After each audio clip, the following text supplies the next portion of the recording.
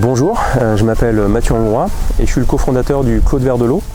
Alors le Clos de Verdelot, c'est une ferme assez holistique puisqu'on a plusieurs piliers. Le premier pilier étant la production, on est historiquement viticulteur et maraîcher. On a 4000 m² de serre et plusieurs hectares de plein champ. Le deuxième pilier, c'est le pilier de la transformation, qui se veut être plutôt une légumerie-conserverie. C'est aussi une cuisine centrale puisqu'on a une offre de services de traiteur et on est aussi restaurateur puisqu'on a un restaurant à la ferme. Ensuite, on a le pilier de la commercialisation puisqu'on a ce fameux magasin à la ferme qui commercialise l'essentiel, on va dire 80% de notre production, que ce soit les futurs produits de conservation et les produits maraîchers, les produits bruts. Et puis le quatrième pilier, c'est le pilier de l'hospitalité puisqu'on a des écologes et donc on fait de l'accueil à la ferme. On était dans une activité naissante au niveau du maraîchage et donc on n'avait pas vraiment de commercialisation. Mais par contre, j'ai très vite ressenti que ça pouvait être très compliqué de faire du porte-à-porte. Et donc l'idée m'est venue effectivement de mettre en place un point de vente au sein de la ferme pour, on va dire, massifier le volume et concentrer la distribution et la commercialisation. Alors, très clairement, rester seul, déjà j'aime pas être tout seul, c'est mon ADN. Enfin, être commerçant, c'est un métier à part entière qui ne s'improvise pas. Des codes, il y a les codes du commerce, il y a des règles de la technicité, il y a des logiques de merchandising, de constitution de gamme, de constitution d'une offre. Et donc très clairement, je ne me sentais pas avoir les compétences et la technicité pour être commerçant, tout simplement.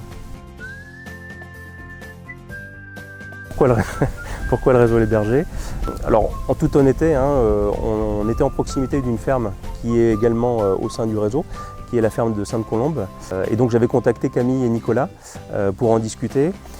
Et très vite, en fait, ils m'ont assez convaincu que c'était important d'adhérer à un réseau et j'en ai rapidement convenu.